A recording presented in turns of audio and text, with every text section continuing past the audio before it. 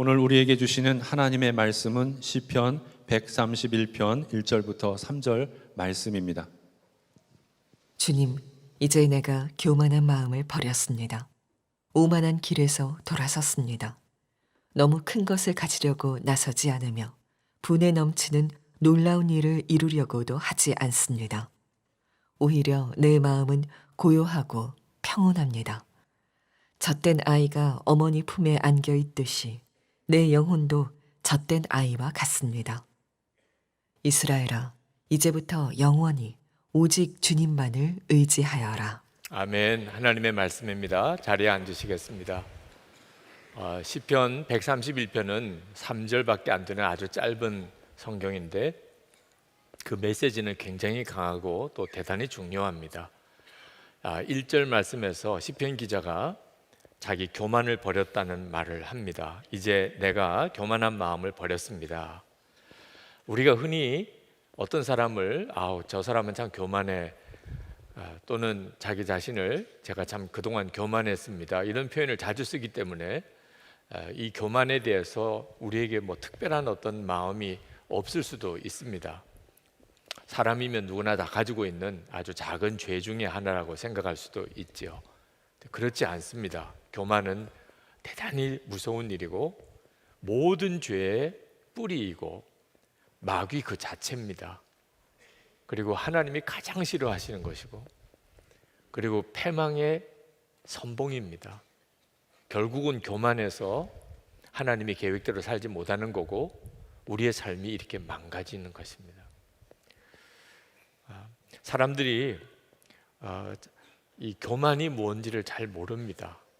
교만이 얼마나 무서운 건가도 모르지만 내가 교만한 사람인지 아닌지도 잘 구분하지를 못합니다. 교만이 뭔지 정확히 모르기 때문에 그렇습니다. 결혼을 하겠다고 찾아와서 인사하는 커플에게 해주는 당부가 교만하지 말라고 하는 것입니다. 이제 두 사람이 부부가 되어서 사는데 절대로 교만하지 마라. 그러면 결혼해서 사는데 무슨 교만이 무슨 문제인가? 대부분은 그냥 그래요 이렇게 반응하지, 제가 드리는 권면을 아주 깊이 마음에 받아들이는 것 같지 않습니다. 그래서 대부분 신혼여행부터 싸우는 겁니다. 교만이 뭔지를 몰랐기 때문에, 그게 얼마나 무서운가를 알지 못했기 때문입니다. 결혼하는 부부가 교만하다는 것은 어떻게 하는 걸까요? 우리는 잘 살 거예요, 열심히 살면 잘 살겠지요, 이런 생각이 교만한 것입니다. 아니, 결혼하는 커플이 잘 살겠다 그러고 잘 살아보겠다는데 그게 뭐가 문제가 됩니까? 하나님이 빠진 거예요. 우리가 잘 살아볼 수 있어요. 우리는 얼마든지 잘 살 수 있어요. 우리 서로 사랑해요. 우리는 행복할 거예요. 하나님이 빠져 있어요. 우리를 행복하게 해주실 수 있는 분 하나님, 우리가 부부가 되게 하신 분도 하나님, 함께 잘 살게 해주실 분도 하나님이신데 하나님은 싹 빠져 있어요. 우리가 살아가는 우리의 삶 전체가 사실은 이 문제에 덫에 걸려 있습니다. 저는 목사이면서도 하나님 외에 더 의지하던 대상이 있었어요. 아버지였습니다. 저희 아버님도 목사님이셨어요.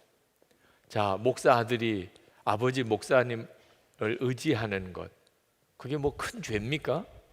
아버지 목사에게서 배우고 아버지의 목사의 도움을 받고, 그래서 나도 목사로서의 삶을 이렇게 살아가는 일이 자연스러운 일 아니에요? 저는 그렇게 생각했습니다. 제가 아버지를 의지하는 일이 큰 문제라고 생각 안 했어요. 근데 제가 다리가 부러져서 장애인이 될 그런 다급한 상황에 처해졌을 때 목사이면서도 저는 하나님보다 아버지를 찾았어요. 아버지가 나를 도와주실 수 있고, 아버지가 손을 써서 내가 좀 더 좋은 병원에서 수술 받으면 그러면 내가 이렇게 장애인이 되지는 않지 않을까, 그런 생각을 했었어요. 나중에 정신 차려 보니까 내가 목사면서도 하나님을 찾지 않고 아버지를 찾는 것이 얼마나 두려운 일인지, 그때 그 사실을 깨닫고 기절하는 줄 알았어요. 하나님을 의지하지 않는 마음, 그것이 제가 회심하게 된 시작이었고, 그로 인해서 제 믿음의 실상을 보게 되었습니다. 시편 기자는 자신의 교만을 회개하면서 1절에서 너무 큰 것을 가지려고 나서지 않으며 분에 넘치는 놀라운 일을 이루려고도 하지 않습니다라고 고백했습니다. 그는 그렇게 살았던 거예요. 너무 큰 것을 가지려고, 분에 넘치는 놀라운 일을 이루려고 그렇게 살았던 거예요. 그걸 이제는 내려놓았다는 겁니다.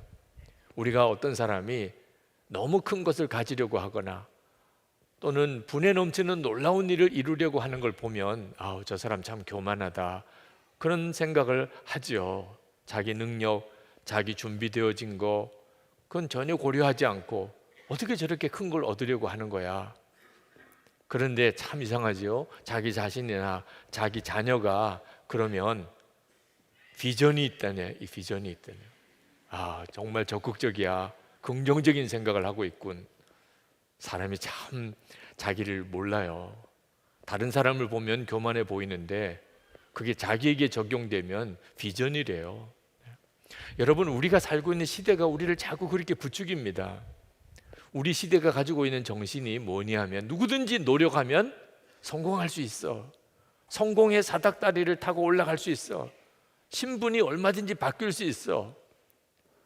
이것이 지금 우리 시대에 아주 강력하고 아주 매력적인 메시지입니다. 2세기 전만 해도 상상도 못하던 일이에요. 신분 사회였습니다. 전 세계 거의 모든 나라가 아주 철저한 신분 사회였습니다.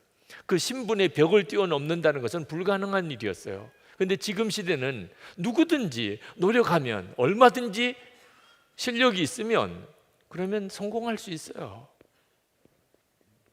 그런데 그게 뭐가 문제인가요? 결과가 뭔지를 한번 보시라는 거예요. 그래서 우리가 어떻게 살고 있지요? 대부분의 사람들이 좌절감과 열등감, 우울증에 사로잡혀 살고 있습니다. 누구든지 노력하면 잘 살 수 있는데, 누구든지 실력만 있으면 성공할 수 있는데, 근데 왜 나는 안 되지? 왜 난 이 모양일까? 자기 자신에 있어서 더 비참하게 느끼는 거죠. 여기에 교만이 있는 겁니다. 하나님이 빠져 있는 거예요. 실력만 있으면, 노력만 하면 누구든지 성공할 수 있다. 참 그럴듯해 보이는데 거기에는 하나님이 사람을 세우시고 폐하시고, 하나님이 어떤 일을 이루시고 하나님이 막으시는 전적인 하나님의 주권이 딱 빠져 있는 거예요. 마귀가 아주 교묘하게 우리의 사람의 마음속에 너 노력하면 될 수 있어, 하고 싶은 거 해봐. 아담과 하와가 선악과를 따먹을 때 마귀가 아담과 하와의 마음속에 심어준 생각이에요. 먹고 싶지? 먹어. 너 또 하나님처럼 될 수 있어. 결국은 하고 싶은 걸 하는 거야. 그래서 우리 모든 사람들에게 죄가 왔죠. 지금도 똑같습니다. 사람들마다 좀 더 노력하면 될 텐데, 내가 조금만 더 실력이 있으면 내 삶을 바꿀 수 있을 텐데. 근데 정말 그렇습니까? 그래서 결과적으로 우리에게 온 건 뭐지요? 일의 노예가 된 거예요. 성공의 노예가 된 겁니다. 우리가 진짜 하나님을 믿지 않아요. 여호와는 나의 목자시니 시편 23편 1절 말씀을 우리가 다 좋아합니다. 다 아멘이에요. 여호와는 나의 목자시니. 그런데 여러분, 그동안 누가 먹이고 살렸습니까? 그동안 애들은 어떻게 공부시켰습니까? 그동안 집은 어떻게 마련했고 차는 어떻게 마련했습니까? 하나님이 하셨습니까? 내가 열심히 일해서 돈 벌어서 한 거지. 아니, 그런데도 여호와는 나의 목자십니까? 우리 속에 실제로는 하나님이 빠져 있어요. 잘 살아보고 싶고, 잘 되고 싶고, 높아지고 싶고, 성공하고 싶고, 행복하고 싶은데 그 속에 하나님은 빠져 있어요. 이것이 우리가 가지고 있는 삶의 가장 큰 문제입니다. 여러분이 여기서 정말 벗어나와야 합니다. 여러분은 일의 노예입니까? 쉴 때 알 수 있어요. 일의 노예는 쉬지 못합니다. 쉬라고 그래도 못 쉬어요. 대부분의 사람들이 일의 노예로 살고 있어요. 쉴 시간이 왔습니다. 쉬라고 해요. 그런데도 일이 바빠서 못하고, 두려워서 못하고, 뭐 노는 법을 못 배워서 못하고, 핑계는 많지만 결국은 하나예요. 일을 쉬는 것 자체가 두려운 거예요. 왜? 열심히 노력하면 성공할 수 있는데, 열심히 일하면 돈 많이 벌 수 있는데, 일을 쉬면 그 책임은 누가 져요? 자기가 자기 인생을 잘 살 수 있다고 생각하니까, 내 힘으로 내 능력으로 결국은 잘 되는 거라고 그렇게 믿으니까 쉴 시간이 와도 못 쉬는 거예요. 하나님께서 이스라엘 백성들에게 안식일 규정을 주셨습니다. 이런 예가 없어요. 역사가 토마스 카일이 역사상 그 어떤 문명도 보통 사람들에게 정기적인 휴일을 준 적이 없다고 그랬습니다. 오직 하나님만이 모든 사람에게 일주일에 하루는 쉬라고 그랬습니다. 그 말은 무슨 뜻이죠? 일은 열심히 해야 하는 게 마땅하지만 절대로 일의 노예가 되지는 말라. 그 말은 열심히 노력하고 일해서 먹고 사는 거 아니라는 거예요. 우리를 먹이고 살리는 건 하나님이시지, 내가 일 열심히 해서, 내가 실력이 있어서, 내가 열심히 노력했기 때문에 그래서 잘 되는 게 아니라는 거예요. 그래서 하나님께서 하루는 쉬어야 한다는 거예요. 그게 우리가 잘 사는 길이라는 거예요. 그런데도 쉬지를 못해요. 하나님을 믿는 게 아닙니다. 결국은 자기를 믿고 사는 거예요. 내 능력으로 산다고 생각하는 거예요. 아까워서 쉬지 못하고 두려워서 쉬지 못하는 거예요. 자신의 교만을 회개하고 난 다음에 시편 기자는 뭐라고 고백했습니까? 2절에 보면 내 마음은 고요하고 평온합니다. 젖된 아기가 어머니 품에 안겨 있듯이 내 영혼도 젖된 아이와 같습니다. 갑자기 교만에서 평안이 오는 거예요. 교만을 하나님 앞에 회개하고 겸손한 마음을 가졌더니 그 결과가 뭐지요? 평안이에요. 젖된 아기가 엄마 품에 안기듯이 그런 평안을 얻었다는 거예요. 그 말은 교만한 마음을 가지고 산 사람이 얼마나 노예처럼 살게 되는가를 말해주는 겁니다. 여러분, 교만하지 않고 겸손한 사람의 특징이 주님 안에서 쉬는 거라는 사실을 잊으시면 안 돼요. 마태복음 11장 28절에 수고하고 무거운 짐진 자들아, 교만하게 살았기 때문에 이렇게 사는 거예요. 수고하고 무거운 짐을 지고 사는 게 인생인 거예요. 그런데 예수를 믿으면 완전히 달라져요. 다 내게로 오라, 내가 너희를 쉬게 하리라. 예수 믿은 축복이 뭐죠? 진짜 쉴 수 있다는 거예요. 여러분, 일이 많아서 힘든 게 아니에요. 쉴 시간에도 쉬지 못하니까 어려운 거예요. 마음의 쉼이 없으니까 힘든 거예요. 그런데 예수님을 믿으면 주님께 다 맡길 수 있어요. 내 삶의 모든 짐, 내 삶의 모든 무게, 내가 결국은 열심히 일해서 먹고 산 게 아니고 하나님이 먹이고 입히신 거예요. 일은 나에게 주신 축복의 선물일 뿐입니다. 하나님이 나와 함께 하시니 기뻐서 일을 하는 거예요. 일 자체가 기쁨이에요. 일해서 먹고 사는 게 아니에요. 먹이고 살리는 것은 하나님이신 걸 정말 믿으니까 일할 때는 열심히 기쁘게 하지만 쉴 때는 또 편안하게 쉬는 거죠. 예수님 안에서 우리가 누리는 가장 놀라운 복이 성공하는 거, 부자 되는 거 아닙니다.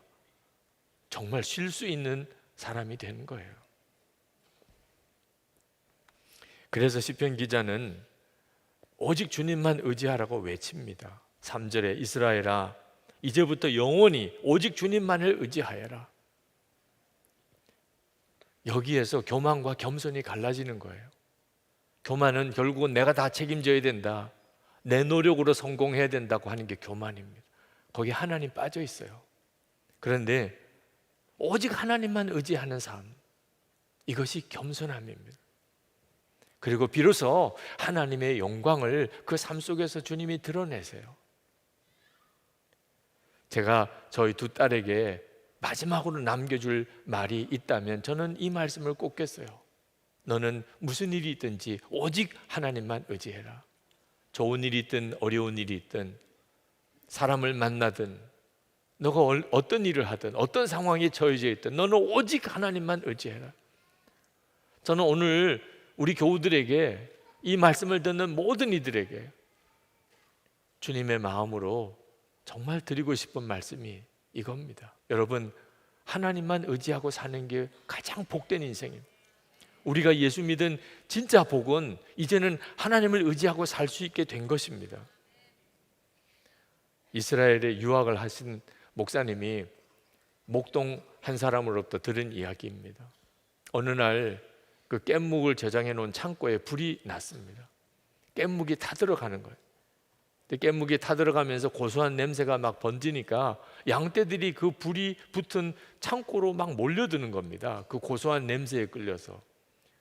그래서 이 목동이 막대기를 들고 양들이 그 창고에 가까이 오지 못하도록 계속 위협하면서 그 양들을 내어 쫓았는데 끊임없이 밀려드는 거예요. 이쪽을 막으면 저쪽이 들어오고 저쪽을 막으면 이리로 들어오고, 그 양떼들을 막느라고 불은 끌 생각도 못하고 얼마나 진을 뺐는지 그 일 후에 며칠을 알았다는 거예요.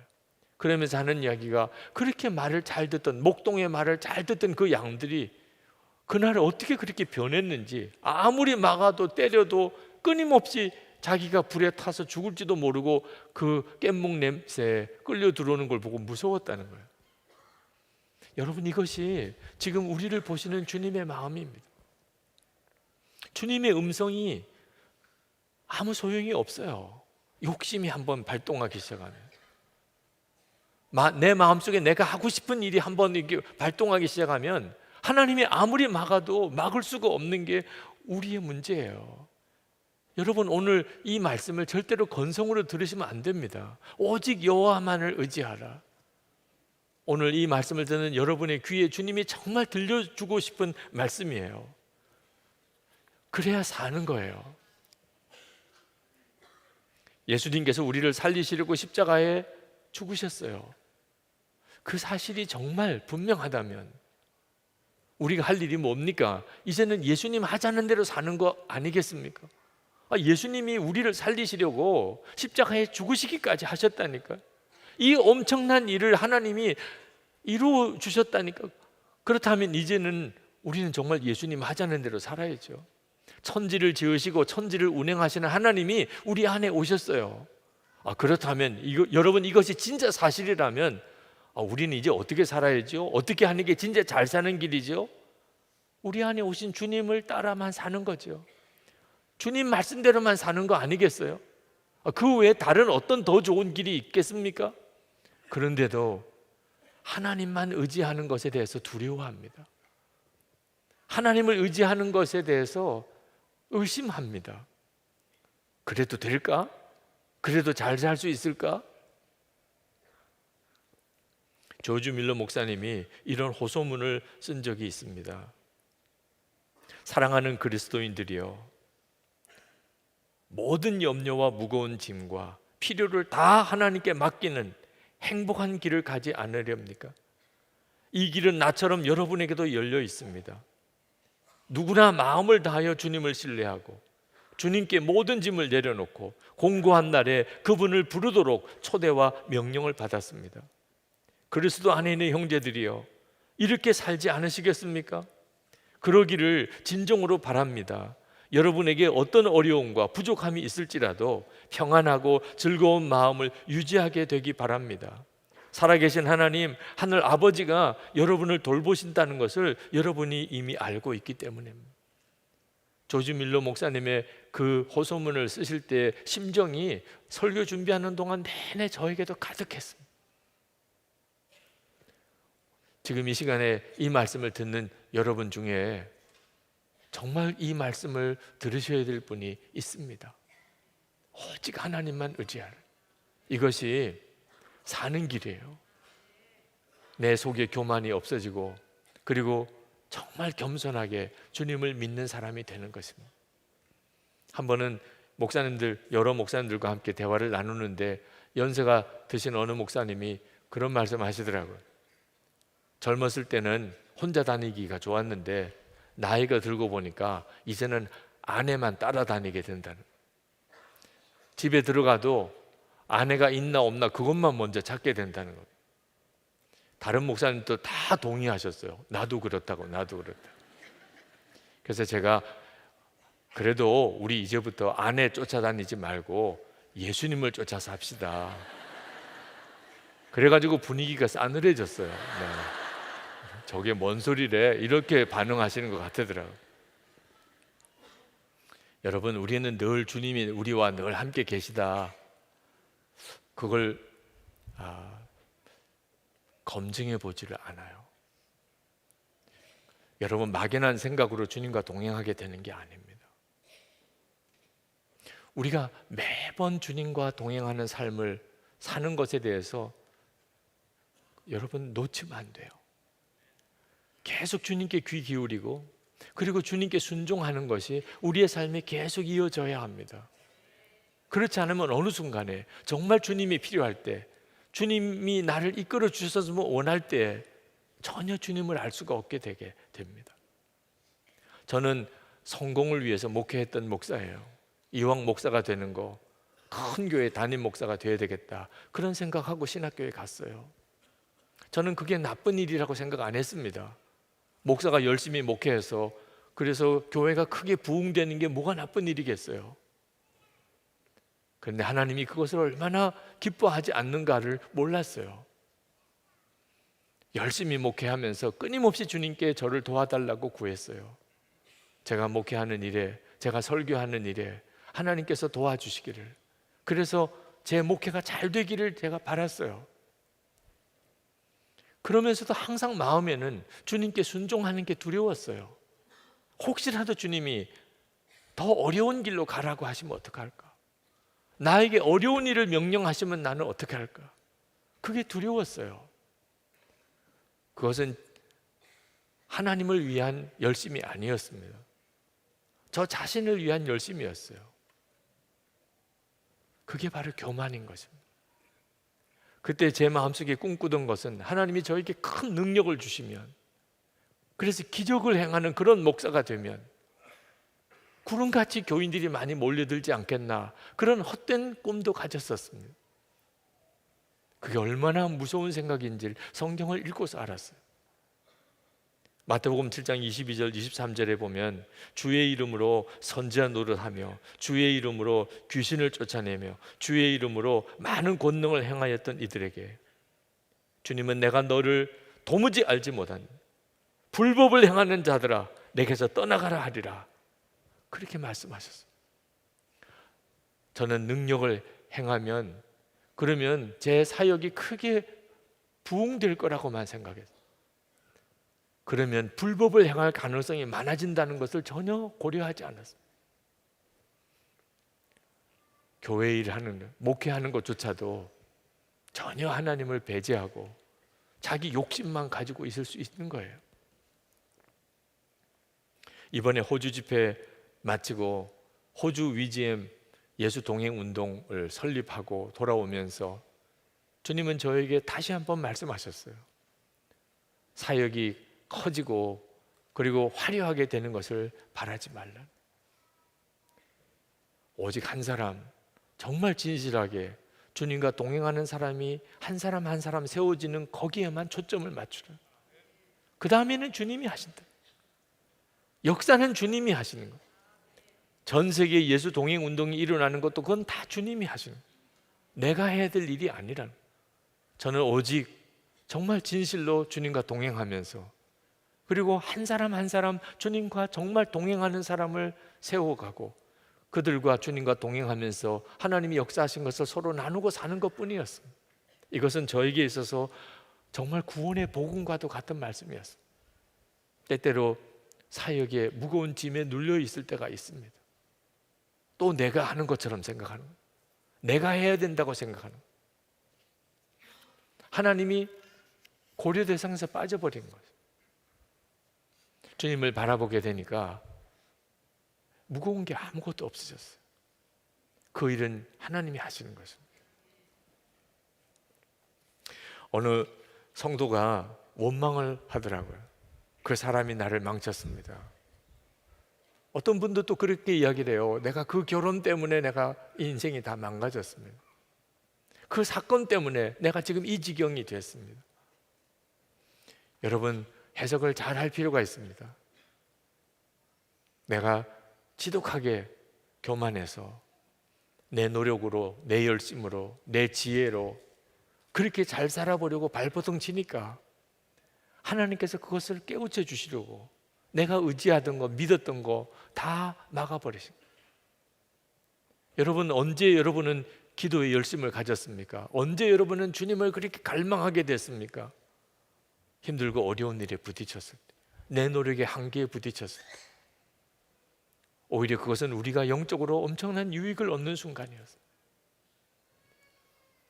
우리가 길에 나가면 자동차 조심해야 되고 운전도 조심해야 되고 매사에 조심할 게 많은데 그 모든 것 중에 정말 조심해야 될 것은 하나님께서 된다 안 된다 결론 내리지 않았는데 내가 된다 안 된다 결론을 내려버리는, 하나님이 하라 말라 말씀하시지 않았는데 내가 한다 안 한다 결정해 버린 거예요. 하나님께서 좋다 나쁘다 말씀하지 않았는데 내가 그냥 좋다 나쁘다 평가해 버린 거예요. 이게 무서운 교만입니다. 그것 때문에 주님이 우리를 인도 못 하시는 거예요. 주님이 우리의 삶 속에 역사 못 하시는 거죠. 예수 동행일기를 쓰는 이유는 철저하게 우리 주님 의지해서 주님께만 순종해서 살아보려고 하는 것입니다. 여러분 중에 오늘 결단해서 목사님, 제가 더 이상 이제 나를 의지하지 않고 이제 정말 하나님을 의지해서 살아보겠습니다 하셨다면 정말 잘하신 거예요. 언제 내가 주님과 친밀히 동행할 수 있을까 걱정하지 마세요. 이미 놀라운 걸음을 시작하신 겁니다. 주님이 여러분들을 그렇게 이끌어 가실 거예요. 우리 안에 이미 오셨으니까. 오늘 이 시간 우리가 같이 좀 기도했으면 좋겠습니다.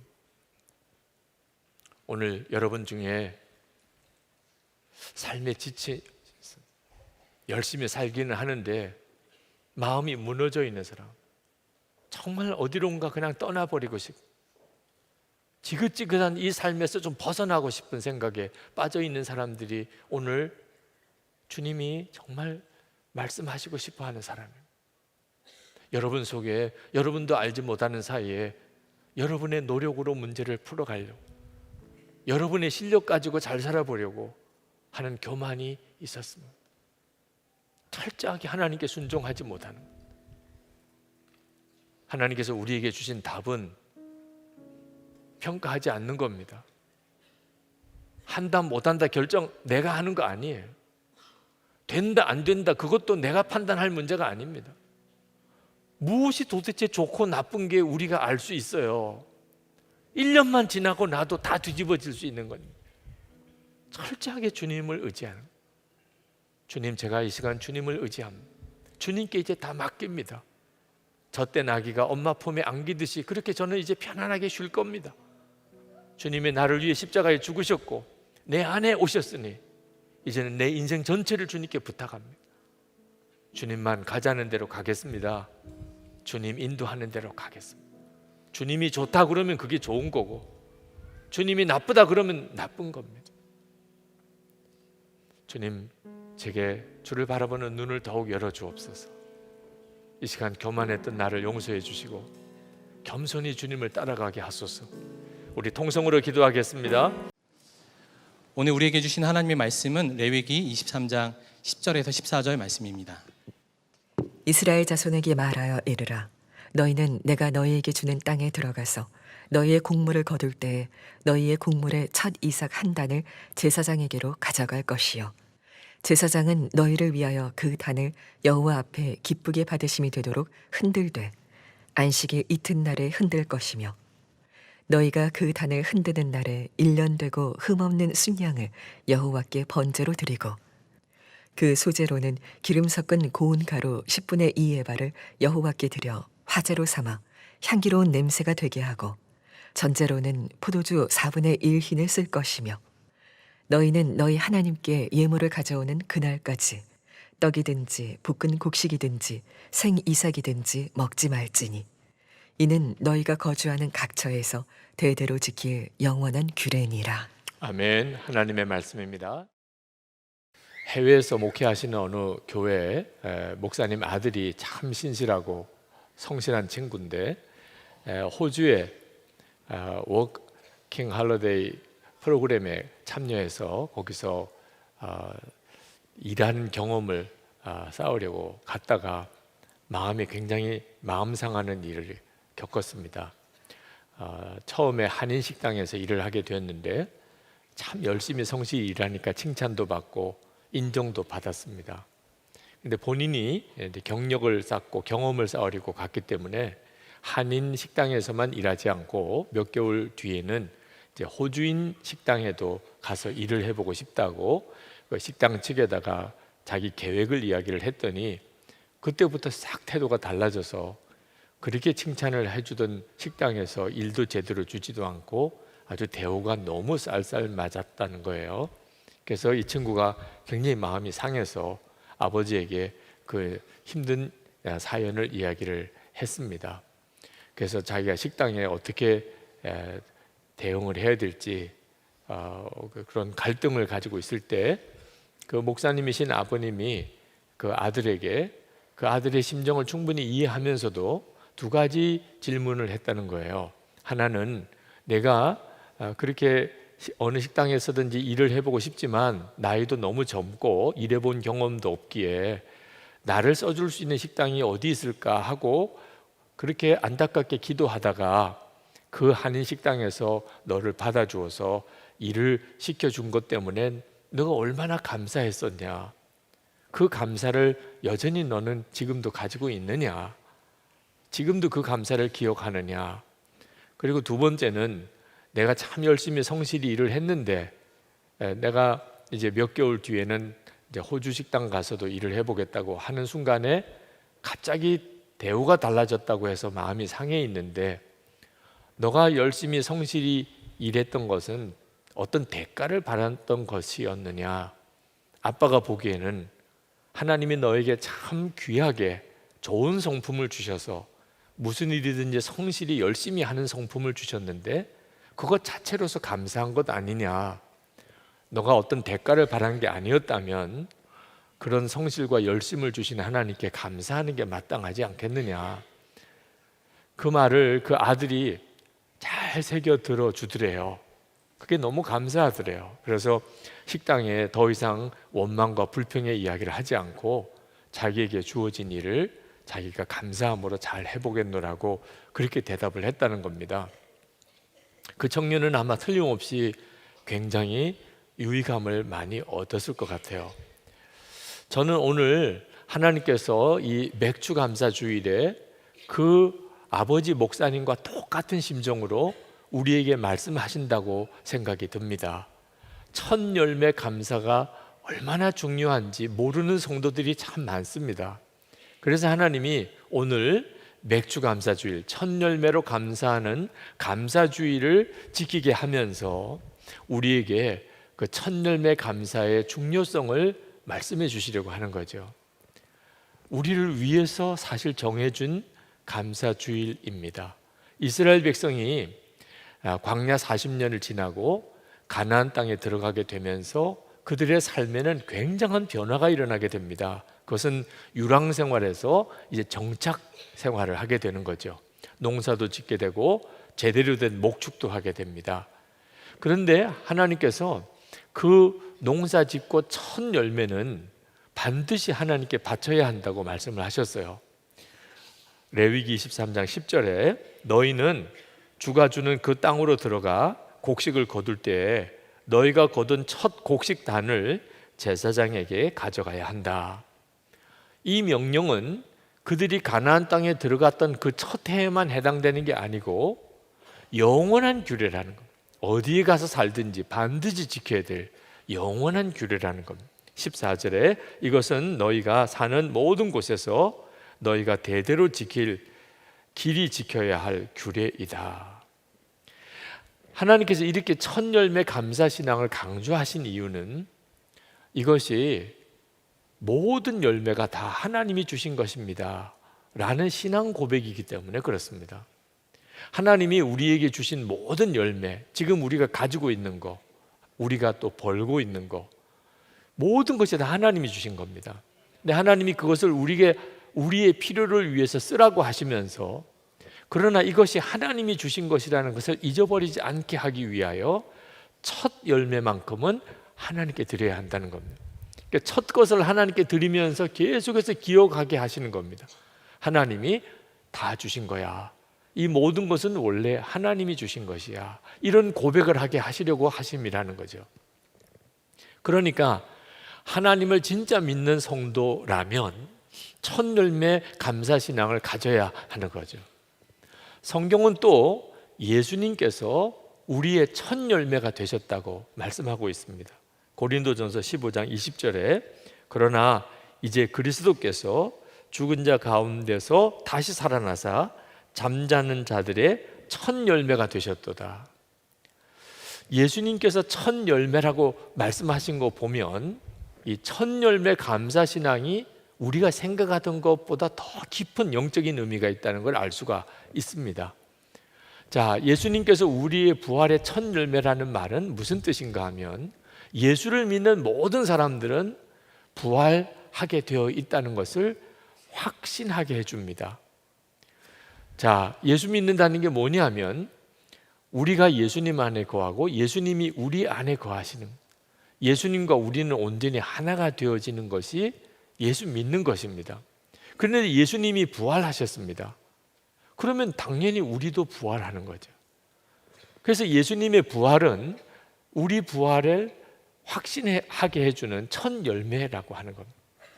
그러니 첫 열매 감사신앙은 그가 정말 구원받았다고 하는 놀라운 확정인 것입니다. 자, 이처럼 첫 열매 감사신앙이 중요함에도 불구하고 첫 열매 감사를 제대로 기억하고 온전히 지키는 성도가 참 부족한 것이 현실이라 하나님께서 우리에게 이번에도 그 일을 깨우쳐 주시는 겁니다. 이 첫 열매 감사신앙의 핵심은 믿음의 감사입니다. 모든 열매를 다 거둔 다음에 그 다음에 감사하는 것은 추수감사죠. 그렇죠?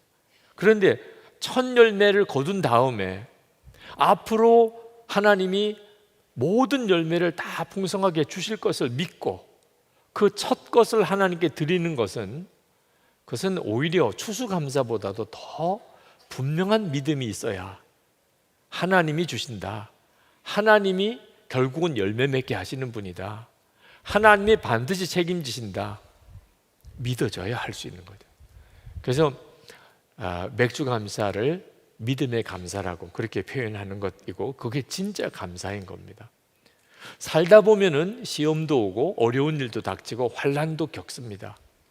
그런데 어떻게 모든 것에 대해서 감사할 수 있을까요? 믿음 때문에 그렇습니다. 여러분, 시험을 겪고 어려운 일을 겪지만 그게 여러분에게 꼭 힘든 일이라고 하는 것에 대해서 여러분이 단정할 수 있겠습니까? 힘들고 어려운 일을 만나지만 지나고 보니까 그것이 나에게 말할 수 없이 유익했었다고 하는 경험이 여러분에게는 없습니까? 어떤 아이가 태어났는데 마음껏 울지도 못하는 아이라면 그 아이는 얼마나 불행하겠습니까? 그런데 모세가 그랬습니다. 모세는 태어나서 마음껏 울지도 못했어요. 그 어린 아기가 뭘 알겠어요? 그렇지만 울고 싶어도 엄마 아빠가 억지로 그 입을 틀어 막았습니다. 왜? 울면 죽임을 당하니까. 3개월 정도 지나서 더 이상 그 아이의 울음소리를 감당할 수가 없게끔 되니까 할 수 없이 그 아이를 갈대상자에 담아서 나일강에다가 또 보내야 했었잖아요. 이런 기가 막힌 불행한 출생 이야기가 하나님과 대면했던 모세의 이야기입니다. 그러니 우리가 어떤 일을 불행하다, 끔찍한 일이다, 도대체 어떻게 우리가 단정할 수 있겠느냐 말입니다. 한 가지 우리가 아는 게 있습니다. 우리의 삶의 모든 것의 주권은 하나님이 가지고 계시다는 것입니다. 여러분이 그 사실을 믿으십니까? 그렇다면 우리에게 있어서 어떤 것이 감사하고 어떤 것이 감사하지 않은 일이 있을 수가 없어요. 지금은 다 몰라서 그런 것뿐이지 결국은 하나님은 사랑의 하나님이고 하나님은 완전하신 분이시고 하나님은 우리와 함께 계시니 모든 일에 대하여 이건 감사한 일이다. 결국은 감사할 일이다. 단정하는 일이 그렇게 어려운 일이 아니잖아요. 그래서 첫 열매 감사가 온전히 구원받은 성도의 감사인 겁니다. 요즘 욥기 묵상을 하고 있는데 욥처럼 정말 이해할 수 없는 고난을 당한 사람이 없지요. 욥도, 그 믿음이 좋은 욥도 불평도 하고 자기가 태어난 날을 저주하기까지도 했었습니다. 하나님 좀 대답해 주세요. 하나님 좀 말 좀 해주세요. 욥도 그랬었습니다. 결국은 하나님을 만났죠. 그리고는 욥이 완전히 입을 닫아버렸습니다. 욥기 42장 5절에 내가 주께 대하여 귀로 듣기만 하였사오나 이제는 눈으로 주를 배옵나이다. 그러므로 내가 스스로 거두어드리고 티끌과 제 가운데서 회개하나이다. 그동안 하나님 앞에 원망 섞인 말 했던 것조차 실제로 하나님을 뵙고 나니까 내가 너무 모르고 한 이야기구나. 그래서 그만 죄를 뒤집어 쓰고 회개했다는 거잖아요. 믿음으로 뛰어넘어야 할 문제들이 있습니다. 우리의 삶에 닥치는 여러 가지 쉽지 않은 문제들이 있지만 하나님은 우리에게 그조차도 감사할 일들이야. 맥주 감사주의를 지키게 하시는 하나님의 마음입니다. 여러분, 이런 믿음을 가진 사람을 하나님이 너무 기뻐하십니다. 맥주 감사주일, 첫 열매 감사를 드리는 그 믿음이 진짜 믿음이라 하나님이 복을 주시겠다고 약속까지 하셨습니다. 잠언 3장 9절에 내 재물과 내 소산물의 처음 익은 열매로 여호와를 공경하라.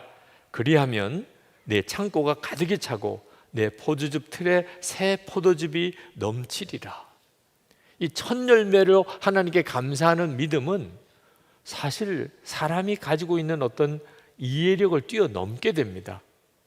모든 환난을 다 감사로 덮어버리는 것입니다.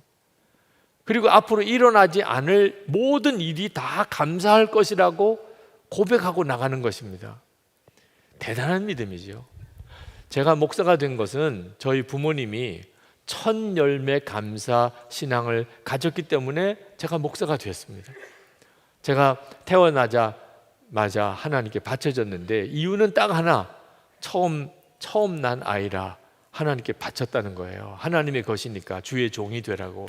사실 저희가 4남매인데 4남매를 낳아놓고 조금 길러본 다음에 그 중에서 목사 될 만한 자격이 있겠다, 그런 애를 바쳐야 이게 합리적이죠.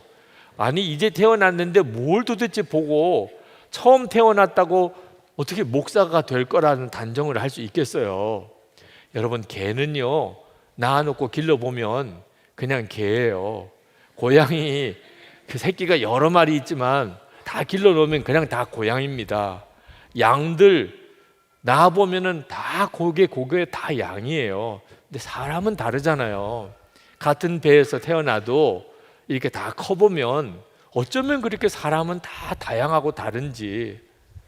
목사가 될 만한 사람도 있고 전혀 그런 역할을 못할 사람도 있잖아요.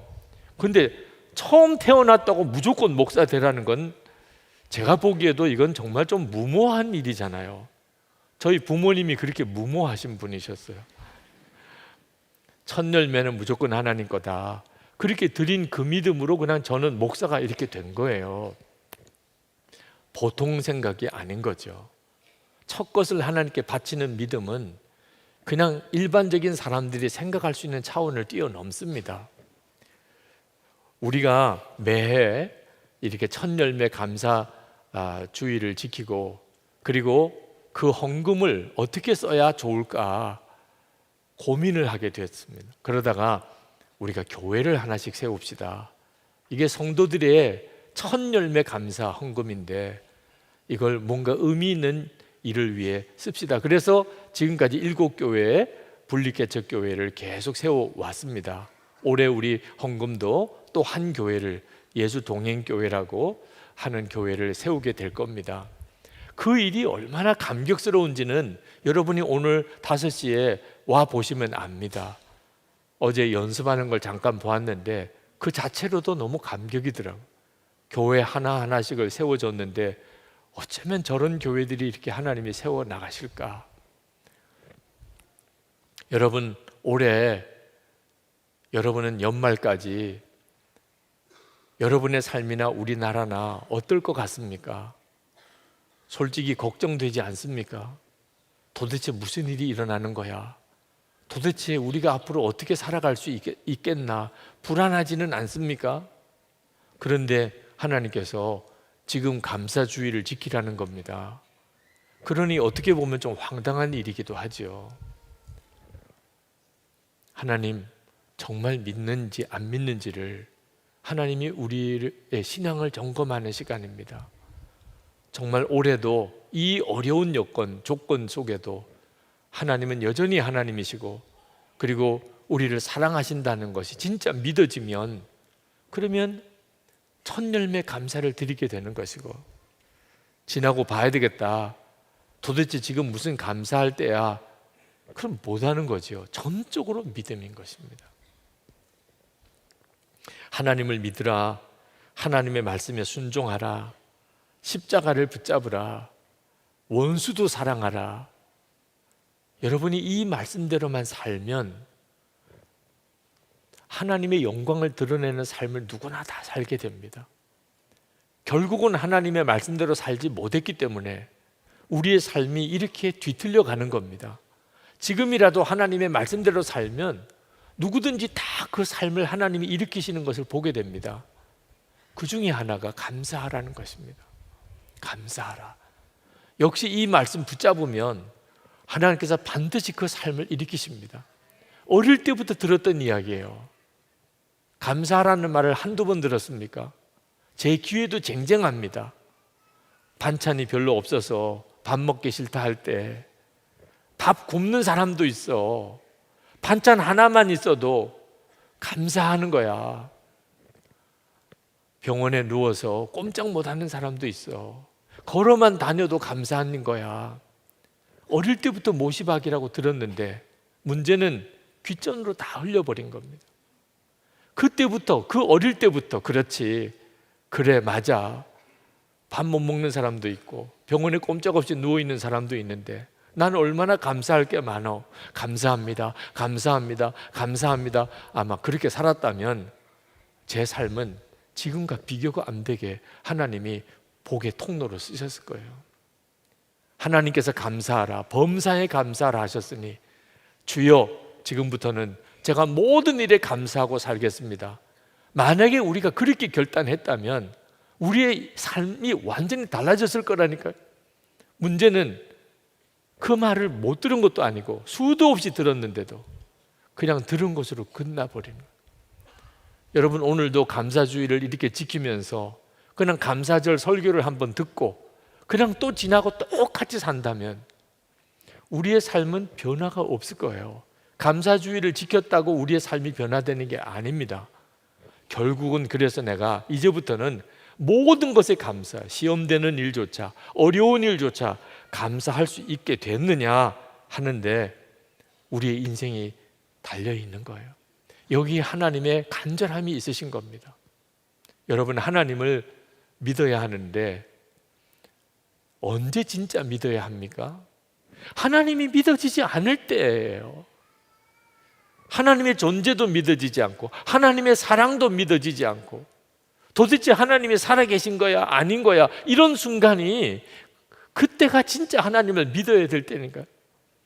하나님이 그냥 믿어지는 때에 하나님을 믿는 게 뭐 도대체 대단한 것이겠습니까? 하나님이 도무지 믿어지지 않는데 하나님을 믿게 되는 것이 비로소 하나님의 살아계신의 증인이 되는 거죠. 감사도 마찬가지입니다. 여러분, 언제 감사해야 되는 거죠? 도무지 감사가 안 될 때예요. 상상이 안 되는 일이에요. 여기서 어떻게 감사하나? 그때 감사가 그 인생을 바꾸는 역사가 있는 거죠. 그냥 감사가 저절로 될 수밖에 없는 처지에서 감사하는 것이 도대체 무슨 하나님께 영광이 되겠고 그에게 복이 되겠냐 말입니다. 골로새서 4장 2절에 기도를 계속하고 기도에 감사함으로 깨어 있으라. 기도한다는 말은 어려움이 있다는 뜻이죠. 그런데 기도를 해도 감사함으로 깨어있으라는, 하나님 죽겠어요, 살려주세요, 못 살겠어요, 이렇게만 끝내지 말라는 거예요. 기도를 해도 반드시 감사로 기도가 깨어있어야 한다는 거예요. 그래서 항상 기뻐하라, 쉬지 말고 기도하라, 범사에 감사하라, 이것이 우리를 향한 하나님의 뜻이라. 기도 속에 기쁨과 감사로 함께 싸고 있어요. 기도가, 감사가 함께 가야 역사가 있다는 겁니다. 원망과 불평, 우리도 모르게 속에서 튀어나옵니다. 그래서 이것이 우리가 타락한 존재라는 증거이기도 합니다. 어쩌면 그렇게 원망과 불평이 대책 없이 터져 나오는지. 하나님의 은혜가 없었던 거 아닙니다. 우리의 속에서 하나님이 보시기에는 정말 섭섭하다고 여길 정도로 원망하는 말, 불평하는 말이 튀쳐나옵니다. 여러분, 이걸 정말 조심해야 합니다. 이스라엘 백성이 애굽에서 구원을 받아서 출애굽을 했습니다. 홍해까지 갈라지고 그들이 애굽에서 나왔습니다. 그 정도쯤 되면 어지간한 일 다 감사할 일인데 그들은 광야로 나와서 얼마 안 가서 하나님을 원망합니다. 출애굽기 16장 3절, 이스라엘 자손이 그들에게 이르되 우리가 애굽 땅에서 고기 가마 곁에 앉아 있던 때와 떡을 배불리 먹던 때에 여호와의 손에 죽었더라면 좋았을 것을 너희가 이 광야로 우리를 인도하여 내어 이 온 회중이 주려 죽게 하는도다. 어떻게 말을 해도 이렇게 합니까? 아니, 애굽의 고기 가마 곁에서 고기 먹다가 그냥 거기서 차라리 죽었으면 좋았을 걸. 아니, 그런 느낌이 이 속에서 조금 있다 하더라도 말은 그렇게 하면 안 되는 거잖아요. 지금 어떻게 구원을 받았는데. 이런 수준의 이스라엘 백성들인데도 하나님은 그들이 몰라서 그렇다고 인정하시고 그들에게 만나를 주십니다. 하늘에서 만나가 내려서 그 만나를 먹게 하세요. 그들이 얼마나 맛있어 했는지 꿀 섞인 과자라고 표현을 했습니다. 그런데 그 만나를 또 지루하게 여기고 또 하나님께 원망을 합니다. 민수기 21장 5절에 백성이 하나님과 모세를 향하여 원망하여 이르되 우리를 애굽에서 인도해 내어 이 광야에서 죽게 하는가? 이곳에는 먹을 것도 없고 물도 없도다. 우리 마음이 이 하찮은 음식을 싫어하노라. 꿀 섞인 과자라고 해놓고 지금은 하찮은 음식이라. 진짜 말 조심해야 합니다. 우리가 하는 말이 그대로 하나님을 향한 말이니까요. 그렇게 원망과 불평이 끊임없이 솟아나고 이것을 억제하지 못하니까 하나님이 참다가 못해서 결국은 징계하십니다. 그대로 내버려두면 완전히 망할 백성이 되니까. 민수기 21장 6절에 여호와께서 불뱀들을 백성 중에 보내어 백성을 물게 하심으로 이스라엘 백성 중에 죽은 자가 많은지라. 불평과 원망이 나도 모르는 사이에 끊임없이 나오는 게 우리 자신이라. 하나님께서 1년에 2번은 감사주의를 지키게 하시면서 우리 스스로를 철저하게 점검하게 하시고 불평과 원망을 십자가에 못 박고 믿음으로 감사하게 우리를 자꾸 도전하시는 겁니다. 제게 성도들이 보내준 여러 가지 메일 중에 기가 막힌 사연들의 메일들이 있습니다. 남편이 일찍 죽고 아들 하나 있는 아들이 갑자기 감전사고로 큰 어려움을 겪고 어렵게 우여곡절을 겪고 재혼을 했는데 그 남편은 또 갑자기 교도소에 들어가게 되고 그런 처지에서 정말 하나님은 왜 나에게 이런 어려움을 주십니까? 그런 분도 계시고 시어머니 남편의 정말 감당할 수 없는 말이나 그런 행동 때문에 크게 마음 상한 성도가 눈물로 편지를 보낸 것도 있고 섬기는 교회 목사님에게 큰 시험을 당해서 어떻게 하면 좋은지 물어오는 성도님도 계시고 아버지의 의처증으로 고통당하는 엄마를 지켜보는 그 마음 아픔을 고백하는 자매도 있고 난치성 병으로 고통을 호소하는 형제들도 있고 우리가 살아가는 동안에 정말 힘들고 어려운 순간들이 우리에게 계속 있습니다. 그런데 이런 상황에서 하나님이 주신 답은 뭐죠? 오늘 하나님은 그런 상황에 있는 이들에게 뭐라고 말씀하시지요? 감사하라는 거예요. 믿음으로 감사하라. 그것도 감사하라. 하나님이 그 일조차도 감사 제목이 되게 해주실 것을 믿으라 하는 거예요. 오늘 맥주감사주의를 지키는데 이 자리에 계신 여러분 중에도 꼭 그와 같은 심정이신 분이 있으실 거예요. 요셉이 이집트의 총리가 되고 난 다음에 아버지 야곱이 세상 떠나고 장례를 치르려고 다시 가나안 땅으로 갑니다. 그 가나안 땅에 갔다 오는 그 동안에 유대인 전승에 의하면 자기가 형들에게 붙잡혀서 웅덩이에 처박혔던 그 웅덩이를 찾아간 기록이 나옵니다. 웅덩이를 찾아갔다는 거예요. 그 얼마나 끔찍한 곳입니까? 형들이 자기를 죽이려고 웅덩이에 내던졌어요. 거기서 그냥 바짝 말라서 죽어버리게 되는 거죠. 그때 살려달라고 울부짖고 죽음의 두려움 속에 그렇게 떨던 그 웅덩이를 가서 봅니다, 요셉이. 그리고는 하나님께 그 웅덩이를 향하여 감사 기도를 했다는 거예요. 그랬지요. 그 기가 막힌 그때 그 상황을 생각하면 끔찍하지만 그 일을 계기로 해서 자기가 지금 애굽의 총리가 되어 있는 거예요. 그래서 그 웅덩이로 인하여 감사했다는 거예요. 우리가 매일 일기를 쓰면서 사는데 그 일기 속에는 요셉처럼 웅덩이에 처박힌 것 같은 상황이 반드시 있잖아요.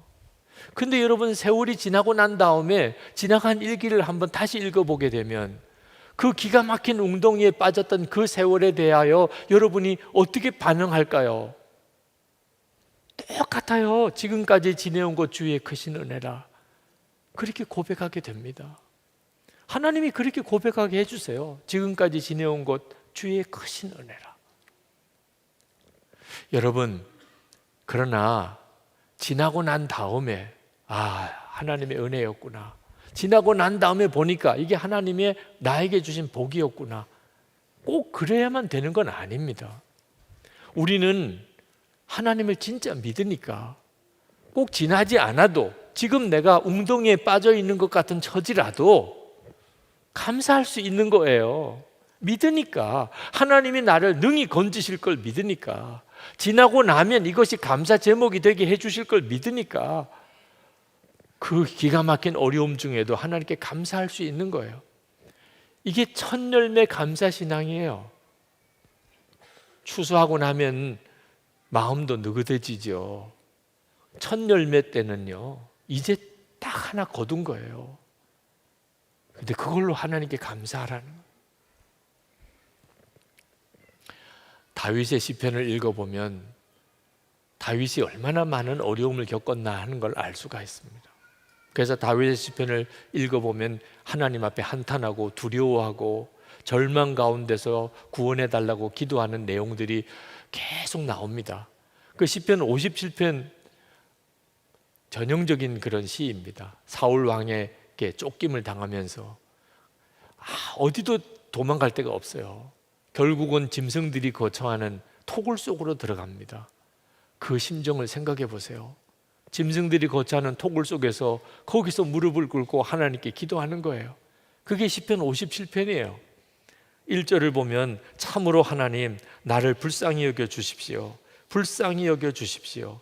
내 영혼이 주님께로 피합니다. 이 재난이 지나가기까지 내가 주님의 날개 그늘 아래로 피합니다.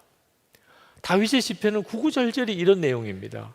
그런데 참 놀라운 것은 그 시편 57편의 마지막은 기가 막힌 찬양과 감사로 끝난다는 거예요. 다윗의 시편이 다 그렇습니다. 하여튼 탄식으로 시작했다가 끝에는 감사로 끝납니다. 시편 57편 9절입니다. 10절 주님 내가 만민 가운데서 주님께 감사를 드리며 문나라 가운데서 노래를 불러 주님을 찬양하렵니다. 주님의 한결같은 그 사랑 너무 높아서 하늘에 이르고 주님의 진실하심 구름에까지 닿습니다. 어떻게 그 짐승들이 거하는 토굴로 피신 가서 이런 찬양과 감사를 드릴 수 있나 말입니다. 하나님을 진짜 믿으니까, 하나님을 진짜 믿으니까.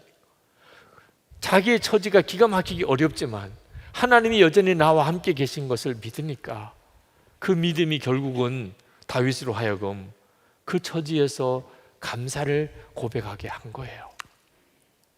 오늘이 그날인 것입니다.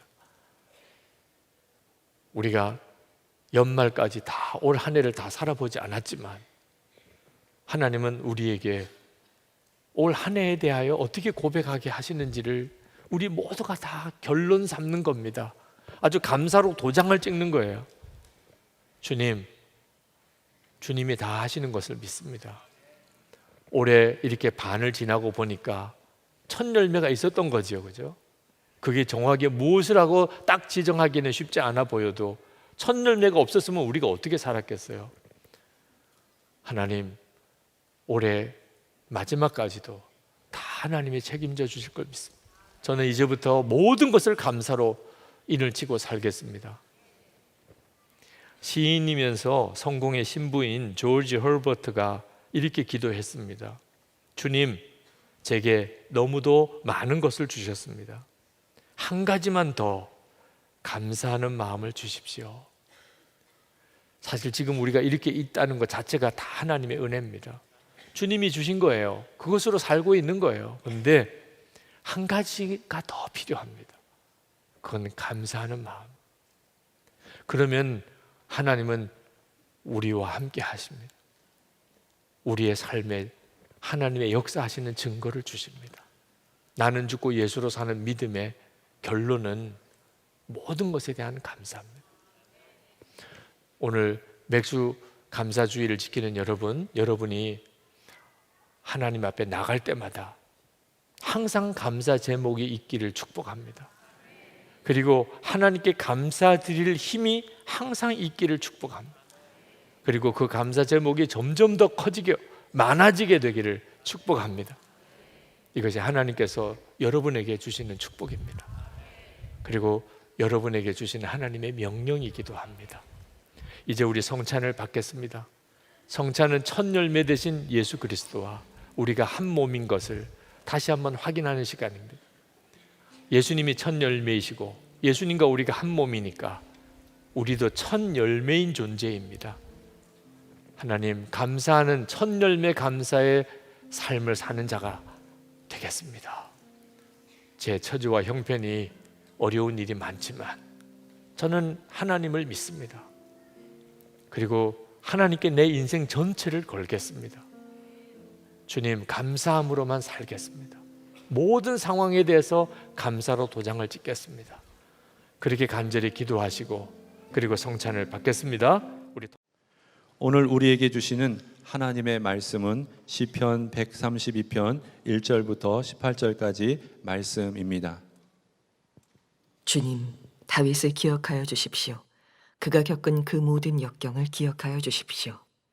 다윗이 주님께 맹세하고 야곱의 전능하신 분께 서약하기를 내가 내 집 장막에 들어가지 아니하며 내 침상에도 오르지 아니하며 눈을 붙이고 깊은 잠에 빠지지도 아니할 것이며 눈꺼풀에 얕은 잠도 들지 못하게 하겠습니다. 주님께서 계실 장막을 마련할 때까지 야곱의 전능하신 분이 계실 곳을 찾아낼 때까지 그렇게 하겠습니다 하였습니다. 법궤가 있다는 말을 에브라다에서 듣고 야알의 들에서 그것을 찾았다. 그분 계신 곳으로 가자. 그 발 아래에 엎드려 경배하자. 주님, 일어나셔서 주님께서 쉬실 그곳으로 드십시오. 주님의 권능 깃들인 법궤와 함께 그곳으로 드십시오.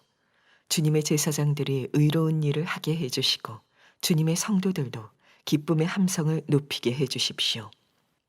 주님의 종 다윗을 보시고 주님께서 기름 부어서 세우신 그 종을 물리치지 말아주십시오. 주님께서 다윗에게 맹세하셨으니 그 맹세는 진실하여 변하지 않을 것이다.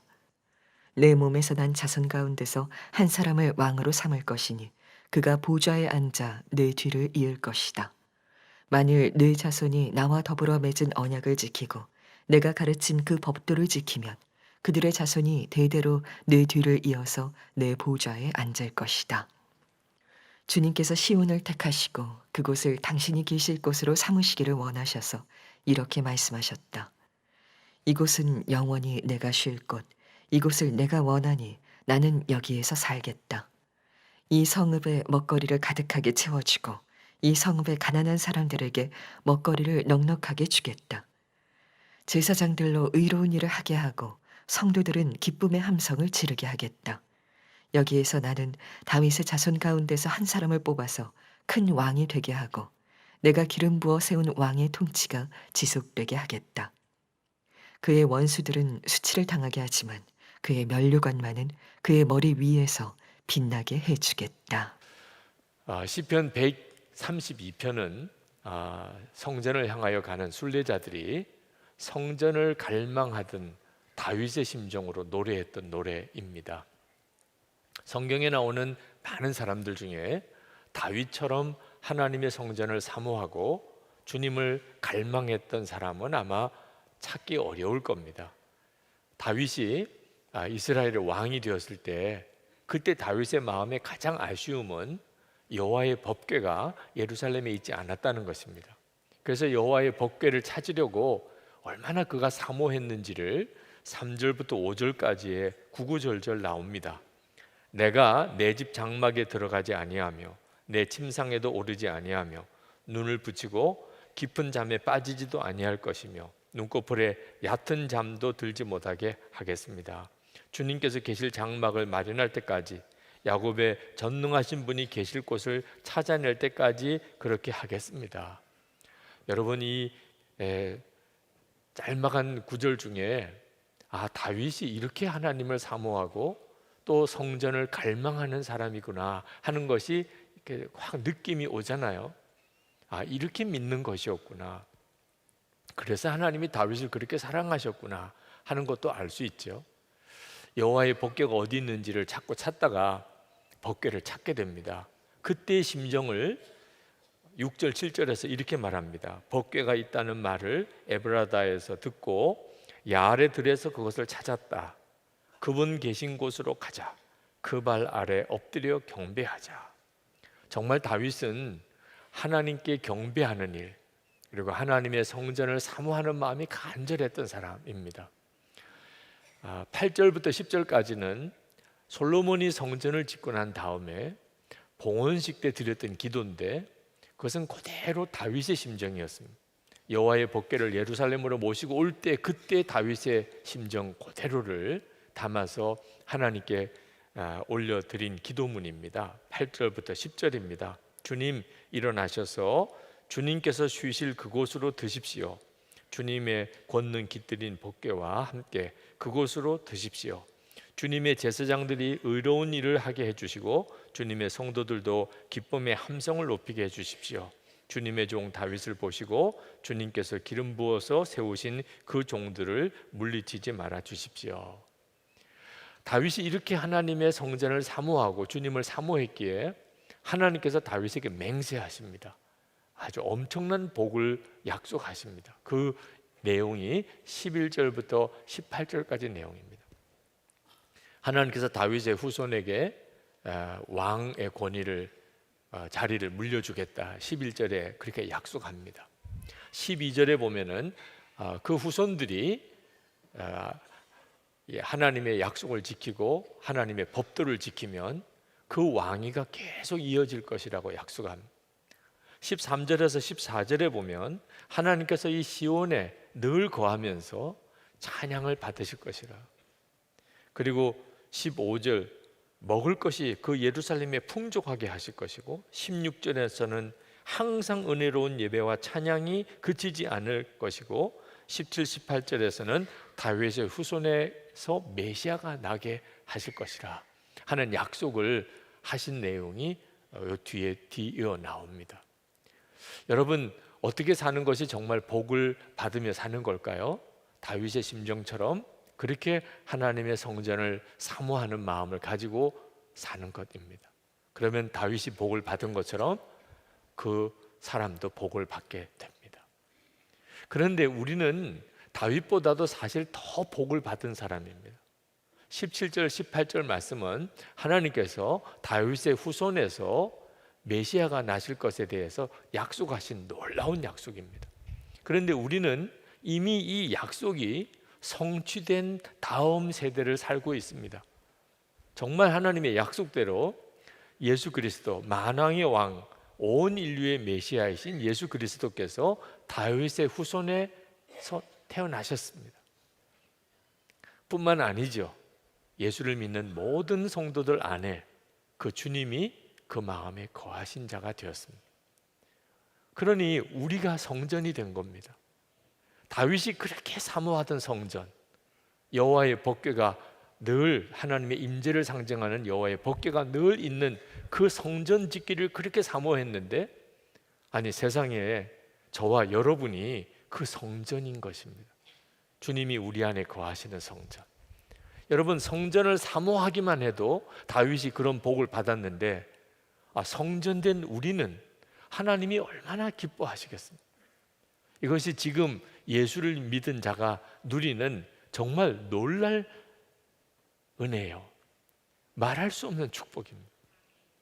그런데 참 안타까운 것은 성전된 그런 복을 받았으면서도 많은 그리스도인들이 기쁨과 감사와 찬양, 평강, 사랑, 그런 분위기가 아닌 것입니다.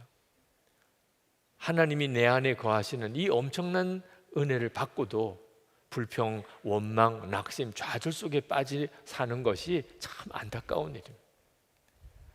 성도님들만 탓할 것 없지요. 목회자도 그러니까. 한 번은 저희 연회에서 목사 안수식이 있는데 저에게 설교 부탁을 해 오셨습니다.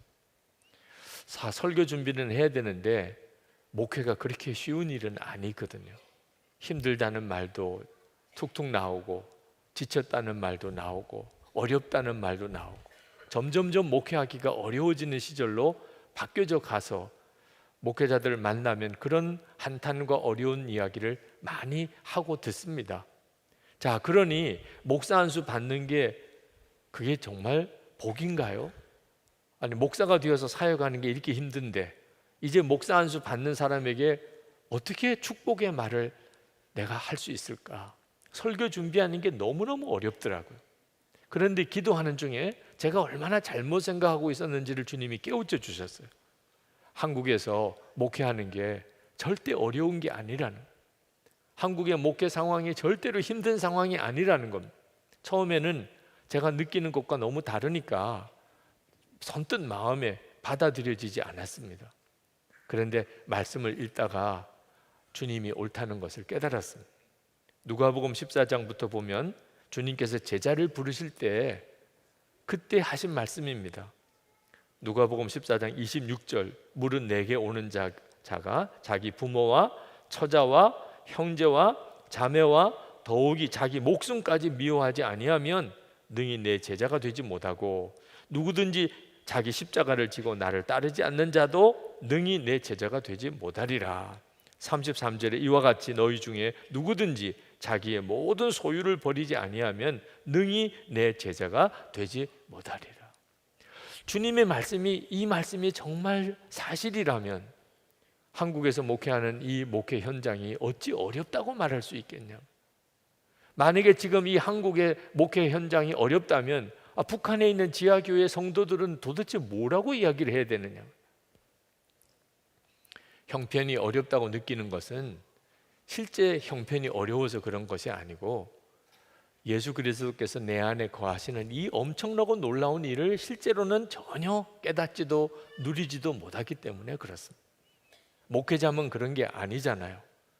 여러분 안에도 주님은 계시잖아요. 여러분의 삶의 형편과 처지가 비록 만만치 않다 할지라도, 아니 예수님이 내 안에 거하시는 성전된 자의 축복을 받고 있는 게 사실이라면 세상이 힘들고 어렵다, 답답하다, 못 살겠다, 그런 말이 어떻게 나오겠냐 말입니다. 시편 기자는 1절에서 하나님께 다윗을 기억하소서라고 했습니다. 주님, 다윗을 기억하여 주십시오. 도대체 뭘 기억해 달라는 거죠? 다윗이 여러 가지 많은 역경을 겪었다는 것을 기억해 달라고 하는 것이었습니다. 그가 겪은 모든 역경을 기억하여 주십시오. 이 무슨 말입니까? 다윗이 그렇게 성전을 사모하고 주님을 갈망했던 사람인데 어려운 일도 만만치 않게 겪었다는 이야기입니다. 사울 왕이 아주 미쳐서 다윗을 시기 질투하는 마음으로 죽이려고 쫓아다녔어요. 왕이 죽이려고 쫓아다니니 그 얼마나 힘들겠습니까? 그러나 다윗이 한 번만 마음에 결심만 하면 사울 왕을 얼마든지 죽일 수 있었습니다. 2번이나 결정적으로 죽일 기회를 주셨습니다. 하나님 다윗에게 사울 왕에게 손대지 말라고 했습니다. 만약에 다윗이 하나님을 정말 사모하고 주님을 사랑하고 주님께 순종하는 자가 아니었다면, 야심이 있었다면 아마 사울 왕을 벌써 죽였을 겁니다. 하나님이 손대지 말라고 그러니까 그냥 쫓겨만 다녀야 되니 그 처지가 얼마나 어려웠겠느냐 말입니다. 그러니 여러분, 하나님을 정말 사모하고 주님을 정말 사랑하는 자는 어려운 일도 하나도 겪지 않는 게 아니라는 걸 알 수가 있습니다. 오히려 겪지 않아도 될 고통스러운 일을 겪는 거예요. 하나님을 사랑하니까, 주님의 전을 사모하는 자이니까. 그러니까 다른 사람들처럼 살 수 없는 거예요. 그런데 이것은 고통스러운 일만 아닙니다. 다윗이 얼마나 주님을 사랑했는지, 다윗이 진짜 하나님의 전을 사모하는 자였는지 그 고난을 겪는 일을 통하여 확증된 거예요. 그러니까 여러분이 진짜 하나님이 사랑하는 자, 여러분도 주님을 사랑하는 자, 그 증거가 뭐지요? 고난을 겪어봐야 합니다. 어려운 일을 당해봐야 하는 거예요. 정말 주님을 사랑하는 자는 고난도 축복이라고 믿게 됩니다. 여기까지 이렇게 생각이 미치니까 설교가 안 되는 거예요. 준비가. 아니, 다윗과 같이 그런 믿음을 가지고 있는 사람이 몇 사람이나 되겠어? 그런 생각이 번뜩 드는 겁니다. 여러분이 지금까지 살아오는 동안에 여러 많은 예수 믿는 사람들을 여러분도 다 만났을 텐데, 다윗처럼 이렇게 성전을 사모하고, 다윗처럼 이렇게 고난을 오히려 기쁨으로 여기고 감사로 여기고 축복이라고 여기고 그렇게 주님을 사랑하는 사람 주변에 몇 사람이나 봤습니까? 목회자들 중에도, 성도들 중에도 다윗처럼 이렇게 주님을 사모하는 자는 아주 소수예요. 그러니까 마음에 내가 어떻게 설교하나, 아마 주일에 설교를 하면 그 중에서 은혜 받는 사람이 몇 분 있기는 하겠는데, 왜? 자기가 그런 심정이니까. 그러나 대부분은 남의 이야기처럼 듣지 않겠나. 아유, 다윗이나 그렇지 뭐, 누구나 다 그렇게 할 수 있겠어, 이렇게 받지 않을까, 그런 생각도 얼핏 들어요. 어느 젊은 목사님이 목회를 참 잘하셔서 교회를 개척했는데 교회가 굉장히 부흥을 했습니다. 그래서 그 목사님이 예배당을 지어야 되겠다 하는 생각을 하게 됐어요. 네, 교회를 개척해 주신 목사님을 찾아뵙고 예배당을 새로 짓게 될 계획을 말씀을 드렸더니 목사님이 한사코 막는 겁니다. 아직 때가 아니라고, 예배당 건축할 생각은 아직 하지 말라고. 아니에요, 지금 예배당을 지어야 됩니다. 교인들이 얼마나 많이 오는지 모릅니다.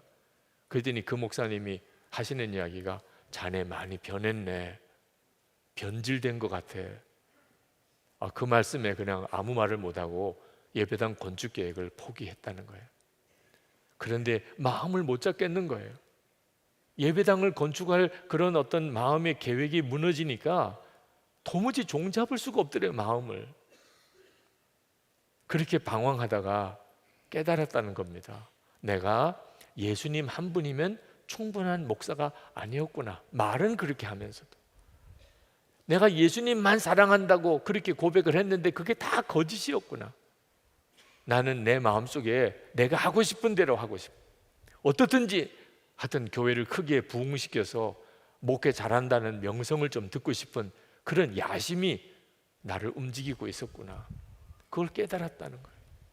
제가 그 목사님의 이야기를 들으면서 참 목회자도 어쩔 수 없이 이런 인간적인 약심으로 겉으로는 하나님의 영광을 위한다고 하면서도 다 자기 욕심, 자기 체면, 자기 이름을 날리려고 하는구나.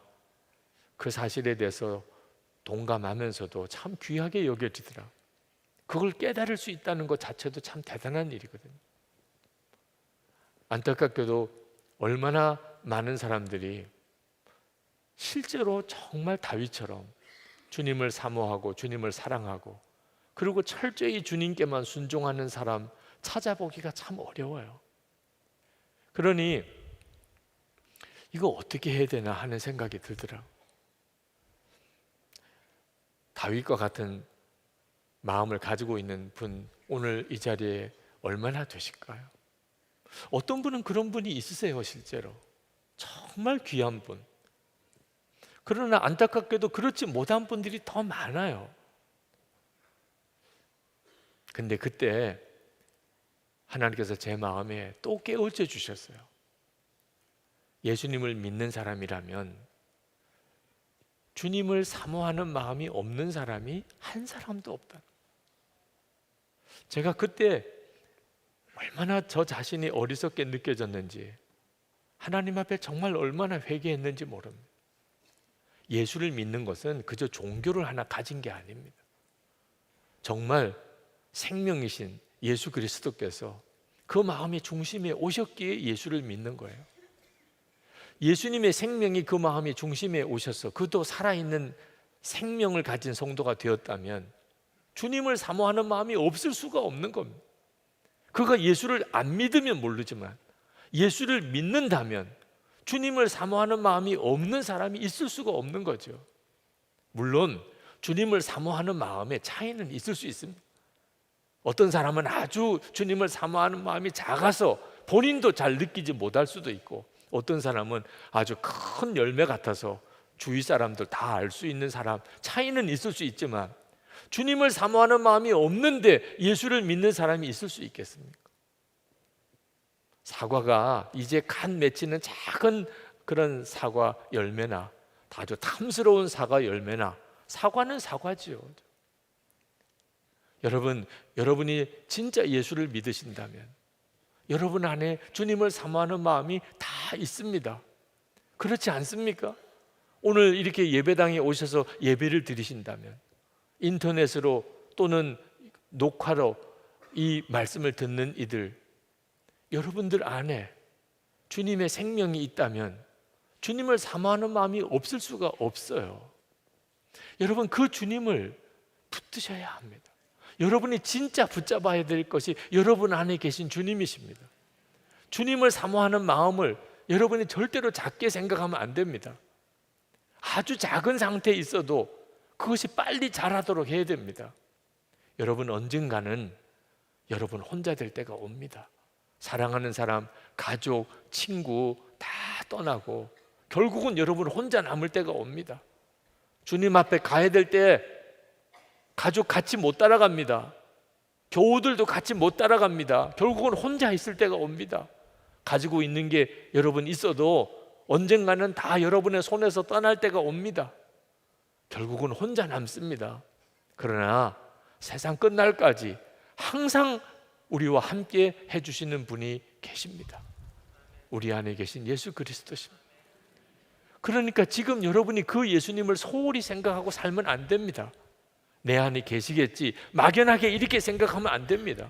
정말 다윗처럼 그 주님을 사모함이 너무너무 간절해서 여호와의 법궤를 찾을 때까지는 내가 잠도 깊이 들지 않겠다고 했던 그 다윗의 심정으로 여러분이 주님을 사모해야 합니다. 여러분, 24시간 주님을 바라보려고 해도 무슨 극적인 사건들만 연속으로 일어나는 건 아닙니다. 예배드리고 기도하고 성경 보는 생활, 그 정도만 계속되는 정도지 무슨 특별히 놀라운 일이 일어나거나 간증거리가 막 생기거나 그러지 않을 수 있습니다. 예수 동행 일기를 쓰시라고 권하지만 예수 동행 일기를 쓴다고 계속 기적만 일어나는 삶이 일어나는 것도 아닙니다. 그럴 때 때때로는 마음이 흔들리기도 합니다. 이렇게 해서 어떻게 주님과 동행하며 살 수 있을까? 그런데 성경을 읽어보니까 아브라함도 그랬고 욥도 그랬고 세상에 너무너무 답답한 때 그들도 겪었습니다. 하나님은 진짜 나와 함께 계시는지 안 계시는지도 모르겠는 그런 정말 심령이 메마를 대로 메마른 그런 순간을 주의 하나님의 사람들도 다 겪었습니다. 다윗도 그랬고 요셉도 그랬고 모세도 그랬고. 여러분, 주님과 동행한다고 해서 기적적인 사건, 놀라운 일, 놀라운 체험만 계속 일어나야 된다고 생각하면 안 됩니다. 때때로는 답답할 때가 있고, 어떤 때는 정말 아무런 주님의 역사가 안 나타날 때도 있고, 어떤 때는 너무 심한 어려움을 겪을 때도 있습니다. 중요한 것은 놀라운 일이 아니고 얼마나 여러분이 지속적으로 주님을 바라보고 사느냐에 달려 있는 겁니다. 저는 결혼한 지 이제 37년째가 됩니다. 제 아내와 함께 살면서 제 아내에게 아주 영화처럼 그렇게 낭만적인 삶을 살게 해주지는 못했습니다. 솔직히 고백합니다. 해주고 싶었는데 능력이 안 되더라고요. 네. 그러나 정말 제 아내 곁에서 제 아내와 함께 지난 37년을 함께 살았습니다. 힘들고 어려운 일들도 꽤 있었습니다. 그러나 그 모든 일을 아내와 함께 겪고, 그러면서 아내와 함께 믿음이 자랐고, 그리고 무슨 사역을 하든지 늘 아내와 함께 하려고 했고, 무슨 결정을 내리든지 아내의 말에 귀담아 들으려고 했고, 표현이 미숙하기는 했지만 아내에게 사랑을 이렇게 표현해 보려고도 여러 번 시도했고, 그럴 때마다 좀 어설프기는 했습니다. 하여튼 그렇게 37년을 살았습니다. 놀라운 일들만 일어나고 감격적인 일들만 일어났던 건 아니었어요. 그런데 그 37년이 지금의 하나됨, 그리고 친밀함을 가져온 걸 알았어요.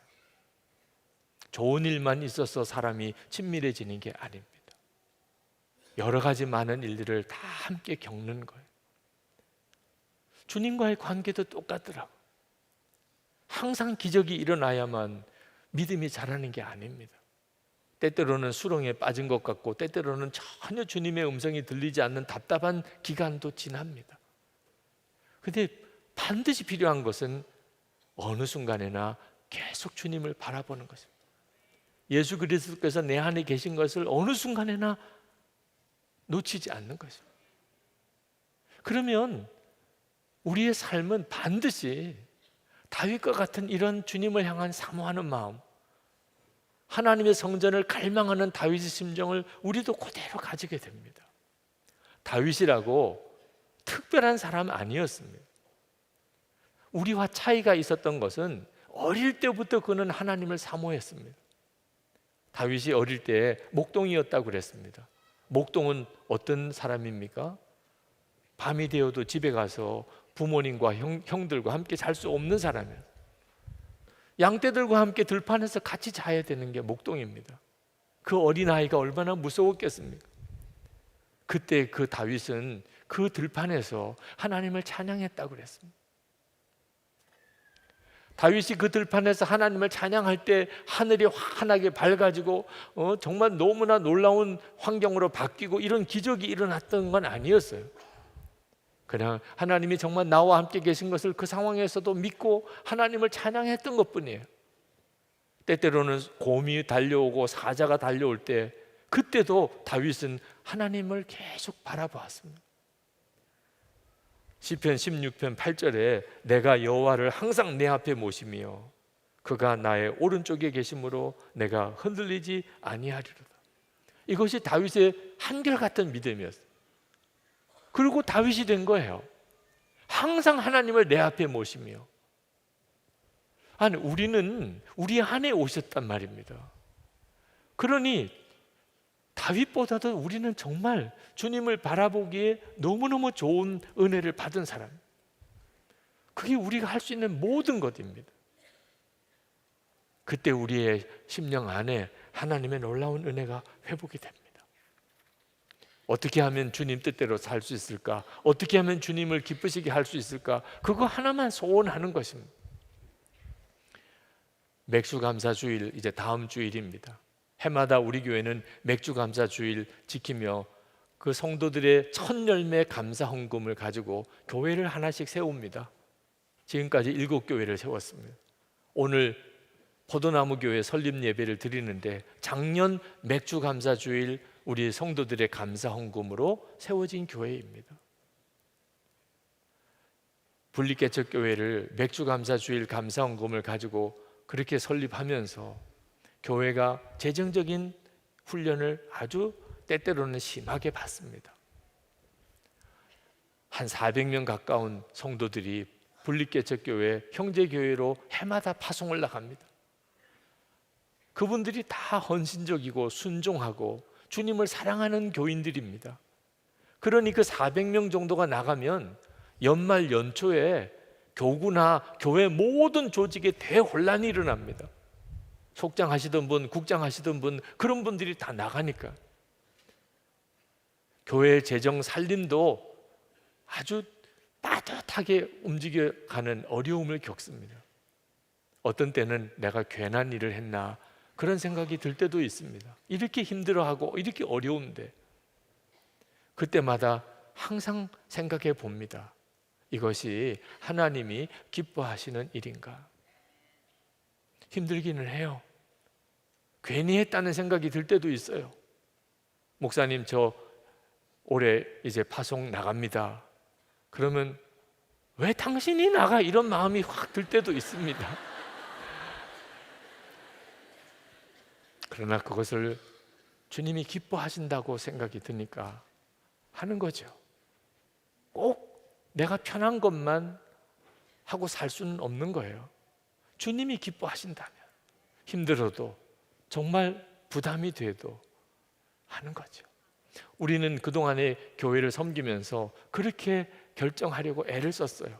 우리가 좀 힘들어도 주님이 기뻐하시는 일이라면 그렇게 결정하려고. 그런 결정들을 통하여 하나님께서 교회와 함께 해주셨다고 믿는 거예요. 쉬운 거, 정말 하고 싶은 거, 그걸 하는 것을 무슨 순종이라고 하겠어요. 정말 어려운 거, 나에게는 손해가 되는 거, 내게는 부담되는 거, 정말 할 수 있을까 두려운 거, 그런데 주님이 기뻐하실 것. 여러분 그렇게 살아보세요. 그러면 다윗의 심정이 그대로 여러분의 것이 됩니다.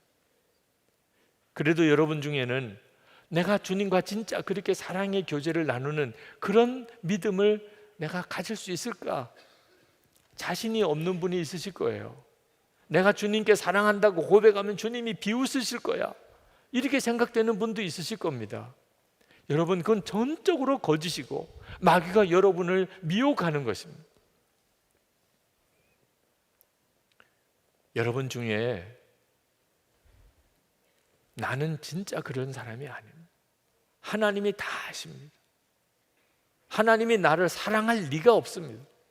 오늘 내가 어떻게 교회를 나오기는 했지만 하나님이 나를 사랑할 리는 없습니다. 여러분 중에 그렇게 생각하시는 분이 있다면 그분이야말로 하나님이 사랑하는 사람. 하나님은 우리에게 사랑을 요구하시는 게 아니고 그냥 먼저 사랑하셨어요. 십자가가 그 증거고 우리 안에 오신 주님이 그 확실한 보증입니다.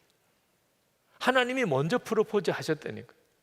하나님이 말도 안 되는 일을 하셨다니까. 우리에게 사랑한다고, 내가 너를 사랑한다. 그리고는 우리 속에 그냥 싹 들어와 버리셨다니까. 그리고 우리에게 너도 나를 사랑하느냐고 묻는 거예요. 그러니 우리가 하나님을 사랑한다고 하는 것은 전적으로 주님의 프로포즈에 나도 반응하는 거지. 마치 청년이 사랑하는 자매에게 프로포즈 데이트 신청을 하고 싶은데 거절당하면 어떡할까? 그렇게 두려워할 마음을 가지고 할 게 아니라는 거예요. 우리는 이미 엄청난 사랑의 프로포즈를 받고 있는 거예요. 오늘 이 시간에 여러분 중에 반드시 그런 분이 계십니다. 여러분 안에 주님을 사모하는 마음이 있어요. 그러니까 여러분도 모르게 여기까지 온 거예요. 근데 주님은 말씀하고 계세요. 내가 너를 먼저 사랑했다. 너는 그거 자체를 믿지 못하겠지만 내가 너를 먼저 사랑했다. 네 안에 내가 있다. 여러분이 응답하시기 바랍니다. 그러면 여러분 안에 주님을 사모하는 마음이 불일 듯 일어나게 됩니다. 이미 여러분 안에 계시니까. 우리가 오늘 찬양을 먼저 드리고 기도하고 싶은데 다윗이 만약에 이 자리에 있다면 정말 부르고 싶은 찬양이 하나 있다고 생각이 듭니다. 예수 사랑합니다. 그 찬양. 여러분 중에 주님이 나를 먼저 사랑하셨다면, 지금도 그렇게 주님이 나를 사랑하신다면 나도 주님께 사랑을 고백하고 싶습니다. 그렇게 주님과의 사랑을 다윗처럼 그렇게 누리고 살고 싶습니다. 그런 분이 계시다면 일어나서 함께 부르시면 좋겠어요. 주님과 여러분 사이에 뜨거운 사랑의 역사가 오늘 찬양하고 기도하는 중에 여러분에게 임하기를 축복합니다. 우리 찬양을 같이 부르시겠습니다.